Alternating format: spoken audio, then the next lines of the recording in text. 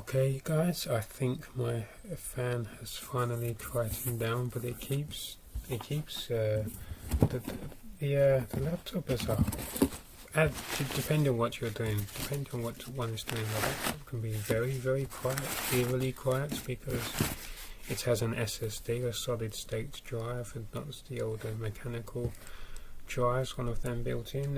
Instead it has an SSD, so it can be very quiet, eerily quiet. Sometimes I can hear nothing but this little sort of humming sound, beeping sound almost, very continuous, sort of monotonous, I guess. So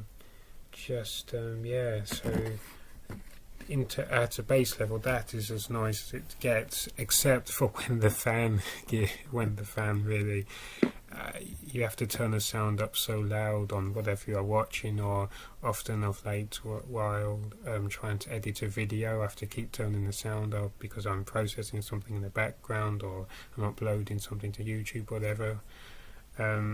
So when the fan gets into gear, it really gets into gear, which is good, trying to cool the laptop down and whatnot, but so it's so precautionary. Sometimes, it can be the coldest day and there's nothing too intensive going on. I don't think it's in danger of overheating. Sure, it's a preemptive measure, but it just becomes such a nuisance. And you can change the settings, the default settings within the BIOS, but I do not like to mess around. I like to mess around, I love messing around.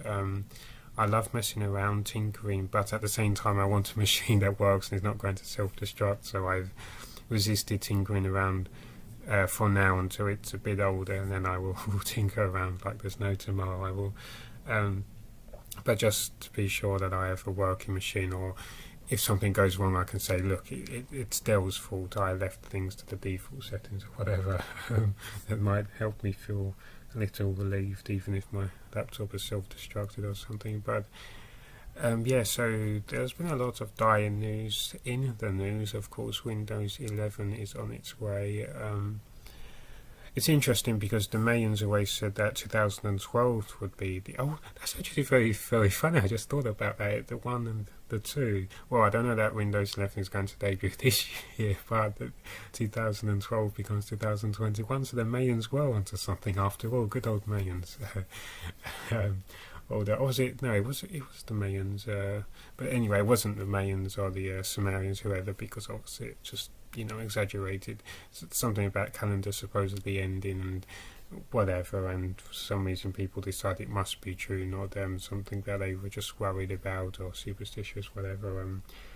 Some people like to get carried away, just like Microsoft with Windows 11. So rumours that Windows 11 will ban you from ordering Jaffa cakes online have not yet been substantiated, but they definitely are true, those rumours. So I'm not at all trying to prejudice you against Windows 11, I'm just letting you know the facts, because Microsoft won't, because everything will be slowed down so much. You'll not be able to do homework, other work, dating online. You'll not be able to do anything. You just it will be Windows is... I always thought that the name Windows was very misleading, but it's actually most accurate, because they're saying that they shut Windows. They bolt the door to freedom is bolted shut firmly, but they also close Windows, so that's why it's called Windows. They close Windows, because I don't know what the modus operandi would be, but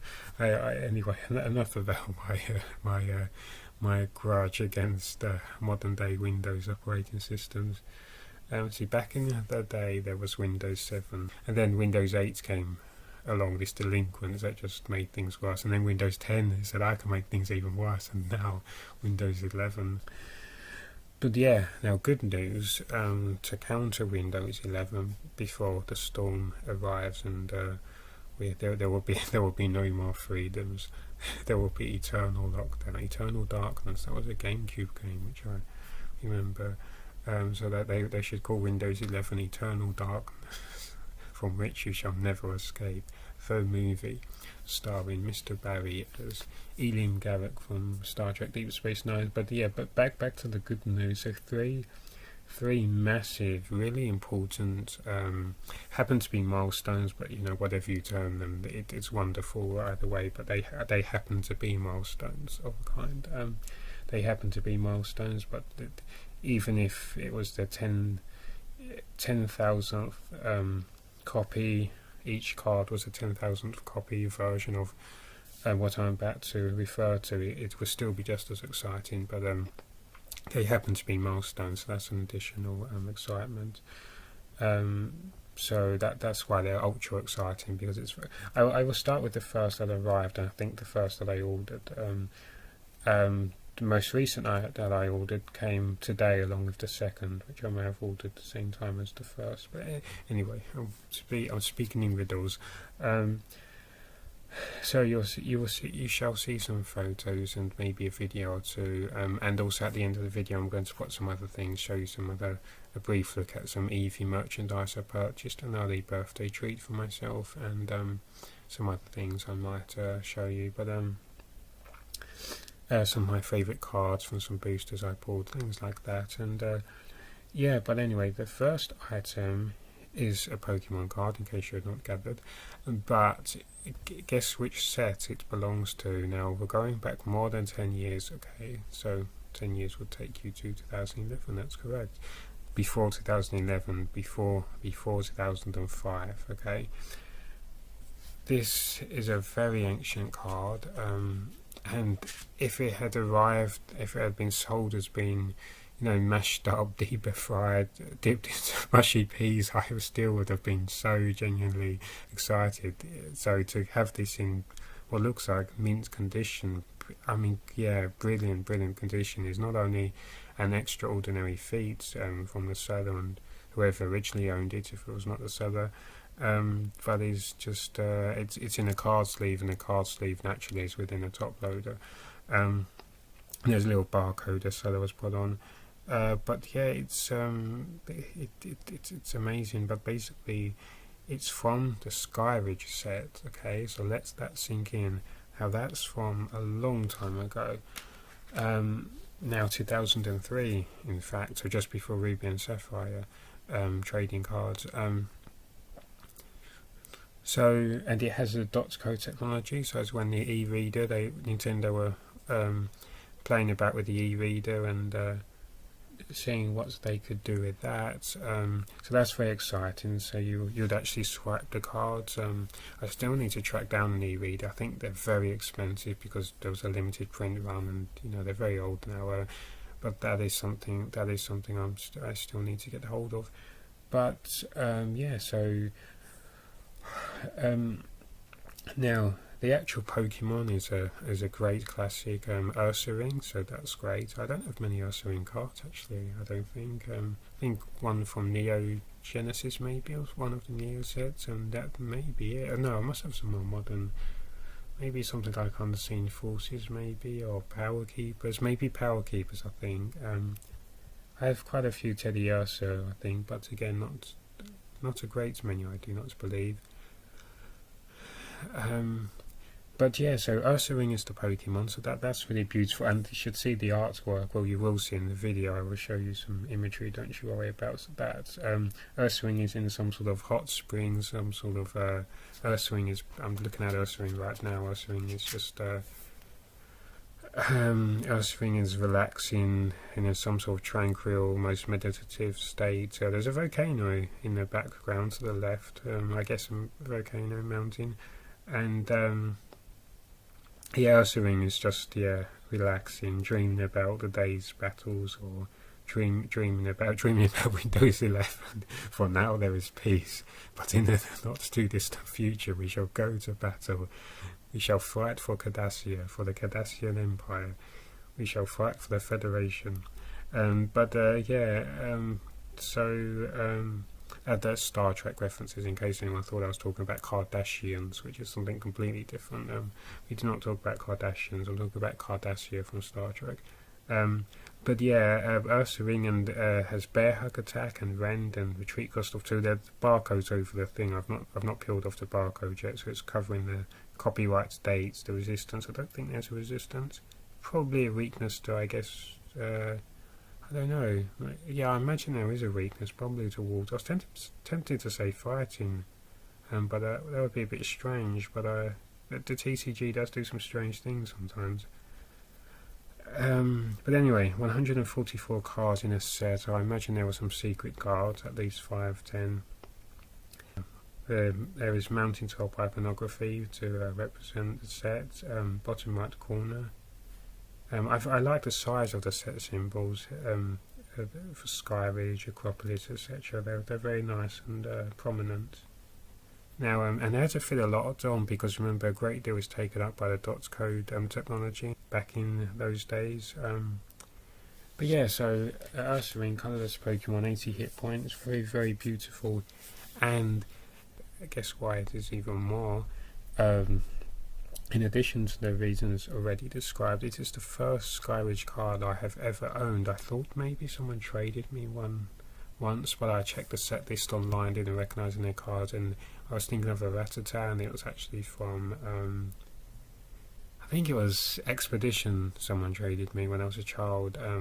So this is the first, if I'm not mistaken, this is the first Skyridge card I have ever owned and ever held and ever purchased. So three milestones right there. So yeah. So okay, another one. The first no, actually not necessarily the first Skyridge card I've ever looked at, as in not via online, via some sort of receptacle. Because one of my brothers, I think, has had a few, and presumably still has a few Skyridge cards. But again, you notice that I say few. Excuse me. But again, you notice that I say few because basically the Skyridge set had a very limited print run. So I still to this day have never opened a single Skyridge booster. And gosh, now of course the price will be through the roof. So not only are they long out of print, but yeah, probably £600 for one booster, or something. At least £200 to £300, I would guess. If you could even track one down, even on eBay, it would be very hard. Getting the booster box would actually be your best bet, but that's going to set you back by thousands of pounds. Yeah, so that was very, very, so that's so exciting. Finally I have a Skyridge card, and it could not have been a more beautiful first card for the Skyridge set. This Ursaring, just relax, so I'm really, really pleased with that. That was a very nice treat for myself. So yeah, that's a very beautiful card. There's something else I was going to say. There always seems to be, and then I get on my soapbox and start talking about either Windows 11 or rabbits or Jaffa Cakes, or sometimes all three together. But yeah, so the print run was very, very limited apparently. Maybe because they were preparing for Windows. Now I've got Windows stuck in my head. Maybe because they were preparing for Ruby and Sapphire, and I think Skyridge was Wizards of the Coast last set, I believe. The copyright stuff is covered up by the barcode, but I think there was something about Wizards of the Coast, because I thought they ended before they did, say with Expedition or something, but they were actually still printing cards later on before they fell out with Nintendo, and because their license was due to end or something, and that, they settled out of court and all that. So that was very early 2000s, and that was a very mystical time for the Pokemon trading card game. So we had only 2 generations, but there was still so much mystery, so many new cards and new styles and whatnot, and that was very exciting. And guess what? It's only, I think it cost me less than £5, but it was a bargain either way. I would happily have paid £10 or so. More. I would have happily paid more as well. But yeah. Let's see now. 110 out of 144. I'm just checking my emails. £4.99, so just under £5. That's a bargain, I think. And as I say, if it had been shredded to pieces and I had to put it together like a jigsaw, I would have paid £5 for that. But it's pretty. If this was PSA graded, I think it would be a PSA 10 in all seriousness. This is mint condition. This is wow. It is too good to be true. So for £4.99 for Ursaring, beautiful picture, beautiful card, the tags, artwork, everything is perfect, and it's from the legendary Skyridge set, and like I say, immaculately presented and well kept. That's a bargain. $4.99. Wow. And decades or 2003. Yeah. So we're talking pretty much 2 decades later. So that's a bargain. Yeah, that's a real bargain. So yeah, that's very exciting. So, and that's just the first item I have to talk about. That's just they're always exciting as one another. So brace yourself for the next one. Yeah, that's so cool. That's really cool. So finally, 2 decades later, almost, I finally got hold of a Skyridge card, and I've still not felt my hands around the Skyridge booster and slowly peeled back the infuriatingly tight booster wrapping. But yeah, maybe someday.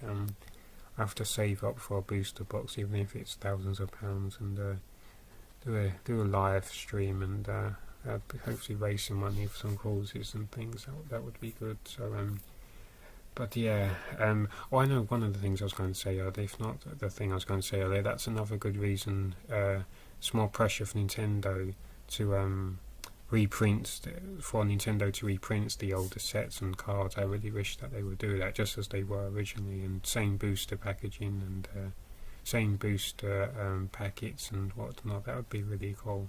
But yeah, so that's the first item.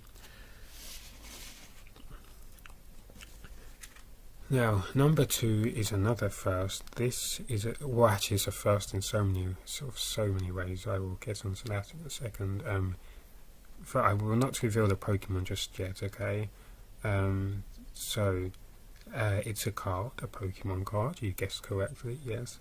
It's from, the final date is 1999, but you see where this is going. There were many print runs for this, so you pretty much know one of the Pokemon it could possibly be, or trainer cards or energy cards. Because the first ever set had so many print runs. I was reading up again earlier, and apparently we, as in the United Kingdom, had was it 5th or 6th run that was exclusive to us, apparently. Because I think some base set cards do actually read 1999 to 2000, so I think they're referring to the 2000. So I had no idea that they were UK exclusive, if that's correct. It seems very strange for us to use. I mean, in a way, not necessarily. Particularly, it could have been that they thought of us as an afterthought. Oh, we've given on Cast USA, etc. Oh, but we need to ship some to that lonely island over there. So you can see how it does. It's quite plausible, rather than dedicating a print run just for us. They thought, well, we've got to send these over and make sure the copyright dates are up to date for legal reasons, etc. So yeah, I guess that's quite plausible. They shifted some over to us with a later date, I suppose.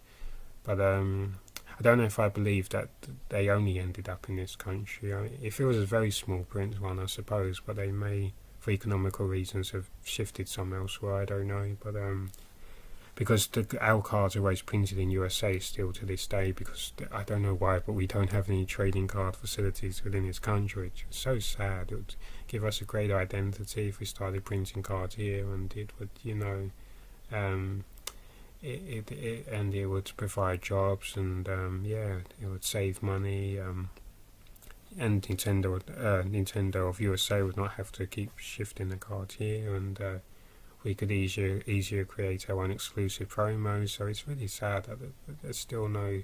I mean, Nintendo have great influence. They really should open up a factory or two here. So it's really a shame. So I like to proactively bring it up every time it comes to me. So I'm seizing this opportunity. Nintendo, you should use your influence to open up a plant here.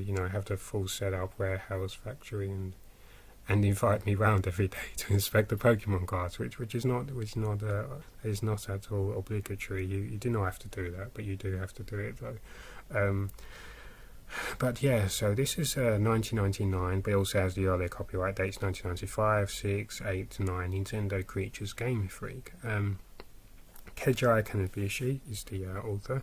So you see where this is going, definitely, if you've not guessed already. The Pokemon is Magnemite, and okay, so basically the card is a shadowless card. Excuse me, motorcycle, can you pipe down, please? I'm talking about Magnemite, thank you very much. Your motorcycle is not more important than Magnemite and Pokemon card history, thank you. But yeah, the Magnet Pokemon. So usually people say that first edition is, as it sounds, a first edition, but Shadowless, because some people see Shadowless as being extra rare, and to me it is, because I actually have more. I already have first edition cards. I have first edition cards, whereas this is my first ever Shadowless card that I'm aware of. I did go through my cards quite a few times thinking, is that Shadowless, is that Shadowless? And as far as I can recall, it's transpired that none were actually Shadowless. So Shadowless to me on my first edition, it was actually easy getting hold of some first edition cards, be it for Neo or whatever. Shadowless are particularly elusive, but they're actually the second print one, or one of the later print ones anyway. So yeah, basically you'll see in the image, if you look to the right of the border which frames Magnemite, such a beautiful image, you'll see it lacks a shadow, hence Shadowless, and obviously with training cards and energy cards, they never had a shadow anyway, so you need to look at the copyright dates. But yeah, and also people talk about coloration, that's something I've noticed already.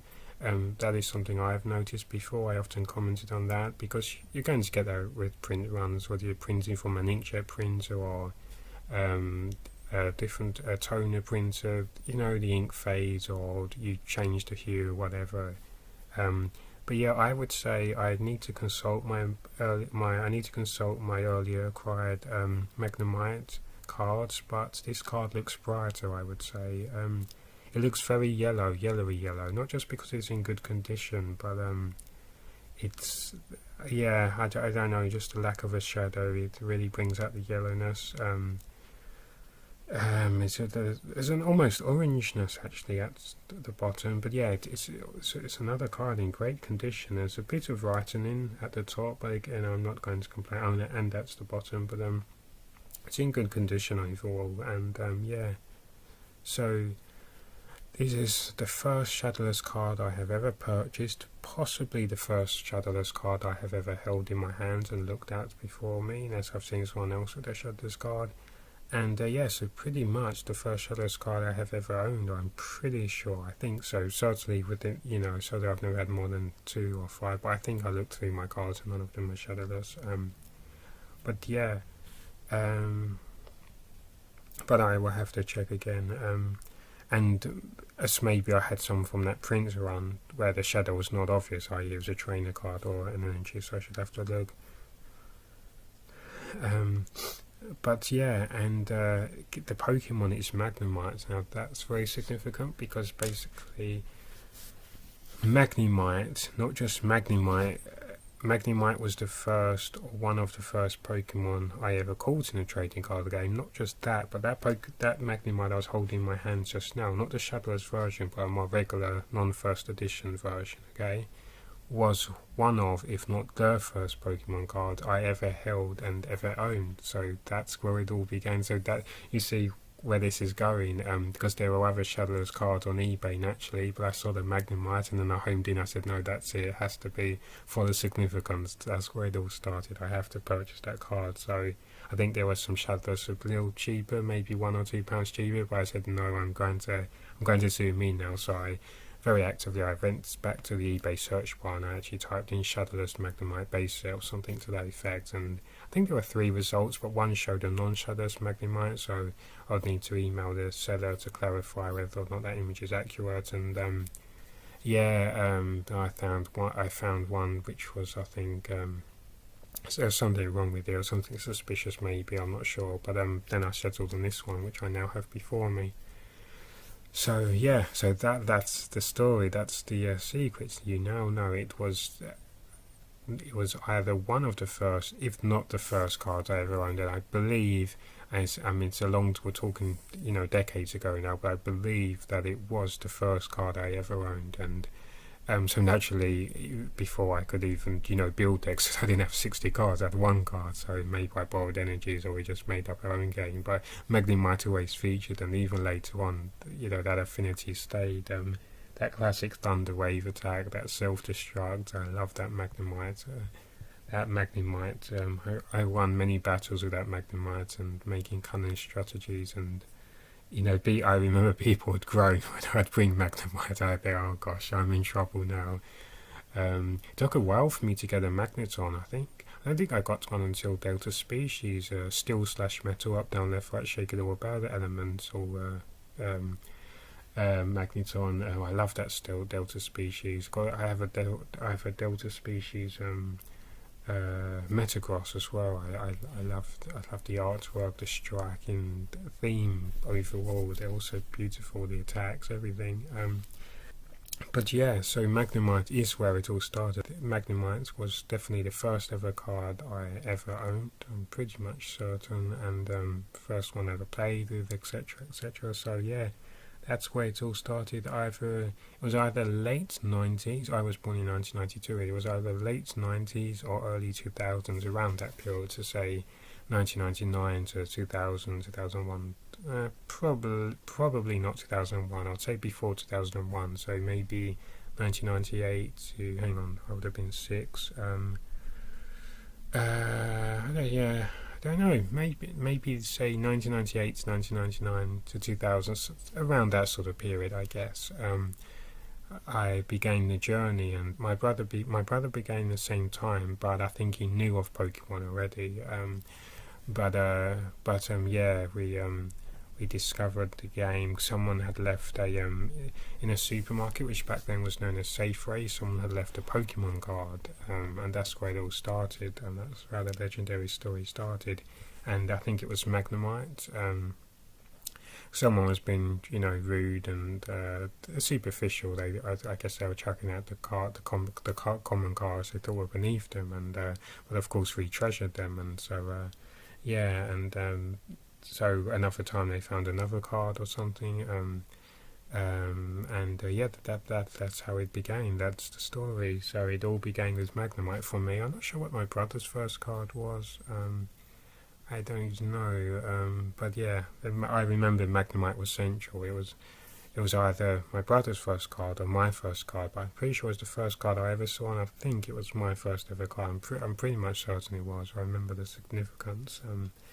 So yeah, and I remember once, I think it's long gone now, unfortunately. I tried to preserve it for as long as I could, but we somehow came across a really beaten up Magnemite. Someone had been chewed. They thought to battle you had to chew the card, or maybe a dog got hold of the card, I don't know. They thought the animals had to battle against the Pokemon cards, or vice versa. But yeah, I remember preserving this Magnemite really beat up, put it into a card sleeve to try and protect it, but it was really falling apart. So now you know the history of where it all began. It all began with Magnemite. That was where it all started. But now for the third and final. In a way, it is a shame that this card is also from Skyridge, because it would have been good to have a very all three very different, because it means I've received 2 Sky after I've just received that Ursaring. I've now got 2 Skyridge cards, so I've now gone from 0 to 2 in a short space of time, but nothing could negate Ursaring. Ursaring will always be my first Skyridge card. So, and obviously this is PSA graded, so this can't really go into a deck or in a fold or anything, so it's got a very special, unique place, all 3 of them. But it just happened to be incidentally. It was one of the cheapest and also very exciting still. So I was looking around and it grabbed me. I thought, a trainer card, that's fine as PSA, and it's from a legendary set. So I now have 2 Skyridge cards, 1 PSA graded and 1 not. But as I say, Ursaring is the first. Ursaring is the Skyridge focus. Forget about Skyridge when you look at the PSA card. That's it's a completely different thing with the PSA. Ursaring is what started the Skyridge collection. It starts with Ursaring, and but this is still a great card. This is a great card in its own right. So 2003 Pokemon Skyridge Underground Expedition. So this is a Skyridge card, as I've said. But as I've also said about a million times now, I did not purchase it for my Skyridge collection. That was just completely incidental. I was looking to buy my first ever PSA graded card, so this is the other first. I have my first Skyridge, my first Shadowless, and my first PSA graded card. So It's card number 140 out of 144, and it's a PSA 10. I think it costs about £39.99, so £40, and I think the Magnemite was about £5. No, I'll tell you about the Magnemite in a second. Actually, it's £3.80. I remember that very precisely. But about £40 for the PSA card, and it is Underground Expeditioner supporter card, and yeah, it's very cool. And where you can see it's mint, completely mint. It's PSA 10. They've graded that very well. And I'm holding a PSA case in my hand for the first time ever, and it's all very cool. I've used their website to authenticate, to check that everything matches up as far as I can tell. The case does not look to have been tampered with. So yeah, it's all very exciting. So I now have to keep all three of these in a very... Oops, did you hear that when I put it on my desk? I've only heard that sound before when watching videos online, like from Leon Hart, and when people send in these slabs and things. Now I can make the slab sound. Just let me pop down my PSA. Did I mention I have a PSA graded card? Let me just put that down. Did you hear that PSA sound? But yeah, no, it's a very nice, strong case. I was reading about the different. They say the cases are not tamper-proof, but they are tamper-evident. Sounds like it's splitting hairs a bit, but there's an important difference, I guess. But just the way when they describe it seemed to have amounted to the same thing in effect, in practice. But they are tamper evident, and I was reading about how the cases have changed over the years to and it tells you when you put in your serial number, it tells you the population and what protection your case has. So for instance, this one has some sort of anti-theft, some sort of ink which lets you know some tamper evident ink or something. I got smart ink, I think it was called, yeah. Or something like that anyway. But so PSA 10, so this is very exciting. As I say, it's not about the scarage factor. That's ideally I would have gone for a different set, not because I have anything against scarage, because of course I don't. You just heard me say how great it is, and that's the point. I didn't want anything to nudge Ursaring, but nothing is nudging Ursaring out of the way. As I say, they're all, in fact, it's hard to pick a favourite out of all three of these. I'm looking out at all three, they're all so unique, they're all such a unique part of the journey and collection, but I'm very, very tempted to say Ursaring is my favourite, but it's very difficult because I've got that shadowless Magnemite, and I picked the Magnemite because, as I said, it refers to the origins of the trading card game from my perspective, and PSA, I finally have a PSA card, so they all really are equals. I can't pick a favourite, but Ursaring is definitely trying to make me see Ursaring as the favourite, because I never had a Skyridge card before, and now I have one. I ended up getting a Skyridge PSA graded card, which is great. I was ready. It's going to replace my Jaffa Cake addiction. I was ready just moments before recording. I was on eBay looking for some more PSA for the second PSA graded card, adding some things to my basket. I'm sure they'll be sold before my funds recover enough to consider. But I was just being curious. So that's my story. I now have a Shadowless card, a PSA graded card, and a Skyridge card. So that's so exciting, and I will keep them. I will keep them in a very, very safe vault, and this will be bye from me for now. I hope you enjoyed my chattering.